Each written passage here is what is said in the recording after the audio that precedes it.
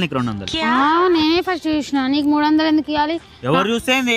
నాకు ఎక్కువ కావాలి. నాకు 300 నీకు 200 ఇచ్చేయి. నేను ఇయ్యను. నాకే 300 నాకే కావాలి. ఇయ్య. సరే గొడవలు వద్దు, 50-50 తీసుకుందాం. 50-50 సరే. ఫోన్ పే చేస్తా 50. చేసిన. మిగతా 200 అయ్యి ఇడిపోతుంది ఏం చెప్పకుండా.